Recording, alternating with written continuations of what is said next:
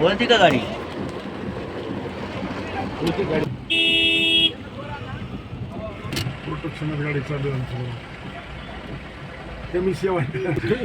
आपण पाहू शकतो आम्ही आता अंतरवाली सराटीकडे निघालेलो आहोत. वडीगोद्री इथं पोलिसांनी रस्ता बंद केला होता, मात्र जमाव आक्रमक झाल्यानंतर आता वडीगोद्रीच्या पुढे संभाजीनगरकडच्या बाजूनं आत येऊन पुन्हा मध्ये जाण्याची परवानगी आता पोलिसांनी दिलेली आहे. सरळ खालचा जो रोड होता त्यानं न येता समोरून यायला सांगितलेलं आहे. आपण बघू शकता की पोलिसांच्या गाड्याही सोबत आहेत. अशा प्रकारे सध्या तरी आज सायंकाळचे जवळजवळ 5 वाजलेले आहेत आता, आणि यावेळी अंतरवाली सराटीकडे जाणाऱ्या लोकांची मोठी गर्दी या ठिकाणी वडीगोद्री इथं झालेली आहे, आणि लोकही मोठ्या संख्येनं आपापल्या गाड्यातून येऊ लागलेले आहेत. पोलीस प्रशासन मात्र अतिशय काळजीपूर्वक आणि दक्षतेनं या ठिकाणी वागताना दिसत आहे. पोलीस बंदोबस्त आपल्याला दिसतोय मोठ्या संख्येनं, आणि इथून पुढंच प्राध्यापक लक्ष्मण हाके हे उपोषणाला बसलेले आहेत असं कळतं. त्यामुळंच हे पोलीस प्रशासन मराठा समाज बांधवांना पुढं जाण्यासाठी या ठिकाणी बंदोबस्तात नेताना दिसत आहे. प्राध्यापक लक्ष्मण हाके याच ठिकाणी अंतरवाली सराटीच्याकडे जाणाऱ्या रस्त्यावर या ठिकाणी जवळच ते उपोषणाला बसलेले असल्याचं समजतंय.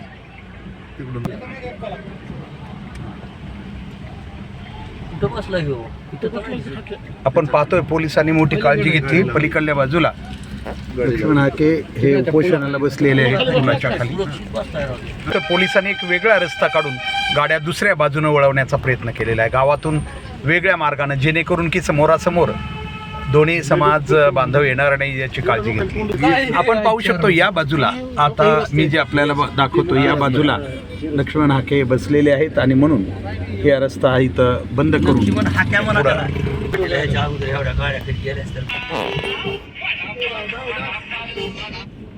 अखेर आम्ही अंतरवाली सराटी इथं पोहोचलेलो आहोत.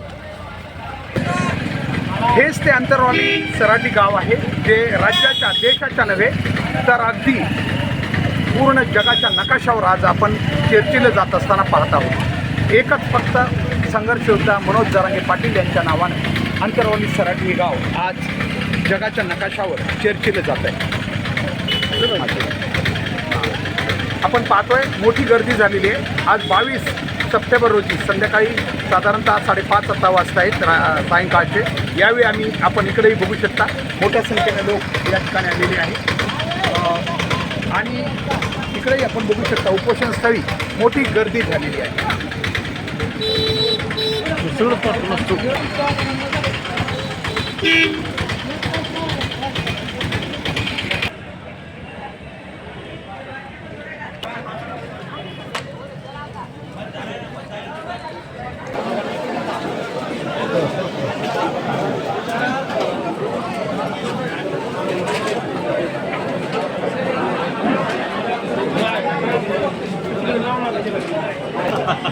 आपण पाहतो या ठिकाणी आम्ही अंतरवाली सराटी या ठिकाणी पोहोचलेलो आहोत. मनोज दादा जरांगे पाटील आपण बघतोय या ठिकाणी आमरण उपोषणात ते या ठिकाणी बसलेले आहेत.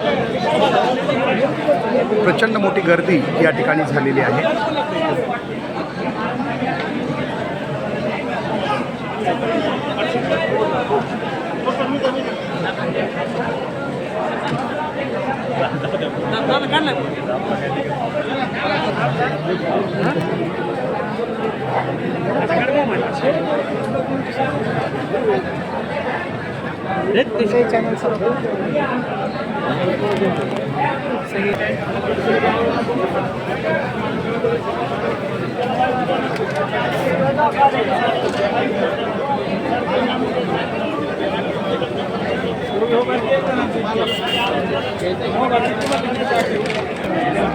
अखेर आज 22 सप्टेंबर रोजी सायंकाळी 5-5:30च्या दरम्यान आम्ही अंतरवाली सराटी इथं पोहोचलेलो आहोत. मनोज दादा जरांगे पाटील हे आमरण उपोषणाला आज 6वा दिवस आहे त्यांच्या उपोषणाचा. त्यांची प्रकृती काही बंदोबस्ती खालावलेली आहे, अत्यवस्था आहे. अशावेळी जवळजवळ महाराष्ट्रातून मराठा समाज बांधव मोठ्या संख्येनं रवाना होऊ लागलेले आहे. इथली संख्या वाढू लागलेली आहे. त्यामुळे जागोजागी पोलीस बंदोबस्ती मोठ्या प्रमाणात ठेवण्यात आला, कारण समाज बांधवांची संख्या खूप मोठ्या प्रमाणात वाढू लागलेली आहे. आपण पाहत आलो असेल, वाटाने आम्ही आपल्याला दाखवण्याचा प्रयत्न केला. प्रचंड मोठ्या संख्येनं बंदोबस्त या ठिकाणी. यावरूनच आपल्याला कळू शकतं पोलीस या ठिकाणी आंदोलनाची गंभीर दखल घेऊन इथं बंदोबस्त करत आहेत. या ठिकाणी मोठ्या मागेही आपण बघू शकता मोठ्या प्रमाणात घोषणाबाजी या ठिकाणी मोठ्या प्रमाणात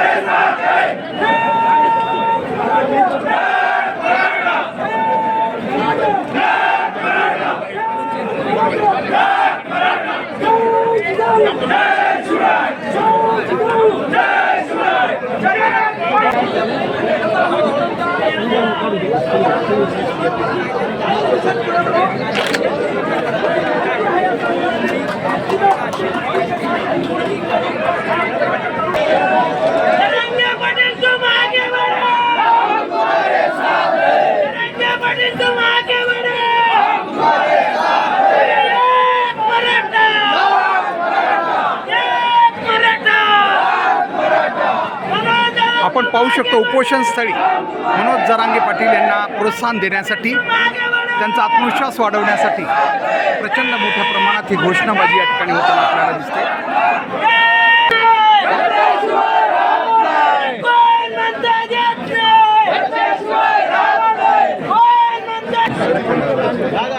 आपण पाहू शकतो 6वा दिवस उपोषणाचा सुरू आहे.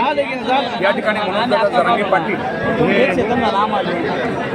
आमरण उपोषणावर बसलेले आहेत आणि त्यांना प्रोत्साहन देण्यासाठी समाज बांधवी तितक्याच मोठ्या संख्येनं अंतरवाली सराटी या ठिकाणी एकत्रित येत आहेत. आपण पाहतोय आज 6वा दिवस आहे.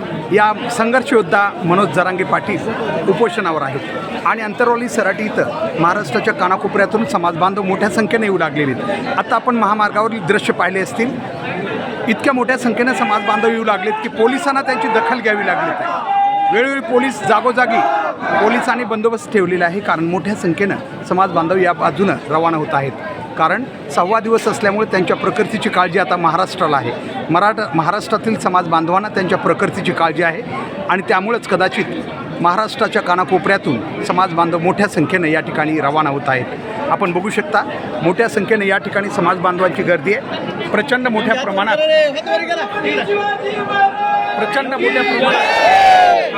त्यांना प्रोत्साहन देण्यासाठी लड़ेंगे जीतेंगे, हम सब करेंगे, लड़ेंगे जीतेंगे, हम सब करेंगे, लड़ेंगे जीतेंगे, हम सब करेंगे, लड़ेंगे जीतेंगे, हम सब करेंगे.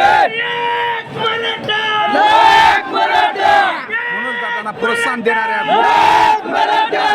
त्यांचं आत्मबल वाढवणाऱ्या बांधव देत आहेत. खरं तर त्यांच्या उपोषणाला समर्थन म्हणून त्यांचं आत्मबल वाढावं यासाठी हे समाज बांधव मोठ्या संख्येनं आलेले आहेत आणि प्रत्येकजण त्यांच्या या उपोषणाची दखल घेऊन या ठिकाणी आलेला आहे. खूप मोठ्या प्रमाणात समाज बांधव या ठिकाणी एकत्र आलेले आहेत.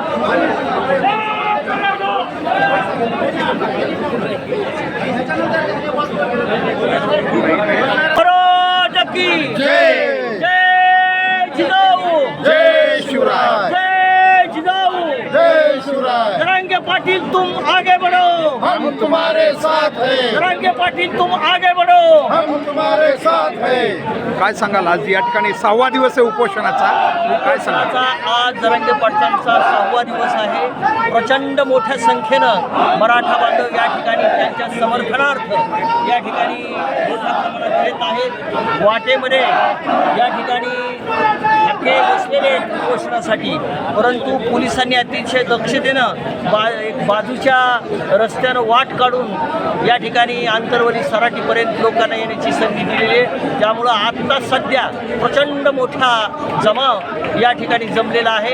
खरं म्हणजे पावसाचं वातावरण आहे, तरीही तरुण मंडळी अगदी पावसात भिजत या ठिकाणी जरांगे पाटलांना समर्थन देण्यासाठी मोठ्या संख्येनं उपस्थित झालेली आहे. निश्चितपणे या लढ्याला यश येईल अशा प्रकारची खात्री प्रत्येकाला वाटते. काय सांगाल? आदरणीय दादांच्या उपोषणाचा 6वा दिवस आहे आणि दादा खूप कठोर अशी तपश्चर्या करत आहेत आणि त्यांना समर्थन देण्यासाठी महाराष्ट्रातून अख्खा मराठा समाज एकवटलेला आहे. परंतु सरकारला कसलंही पाषाण हृदय सरकारला कसलंही पाझर फुटत नाही. तरी दादांनी जे अखंड असं तप चालू केलं आहे त्याला आपण समर्थन देण्यासाठी अखंड मराठा समाज एकवटलेला आहे. आपण अशीच प्रार्थना करूया की दादांना यश लाभावं आणि आपल्या समाजाचे प्रश्न मार्गी लागावेत. जय जिजाऊ, जय शिवराय. आपण आंतरवाली सराटीत आलेलो आहे. हजारोची संख्येनं संपूर्ण महाराष्ट्रातून लोक येते. दादांच्या उपोषणाचा 6वा दिवस आहे.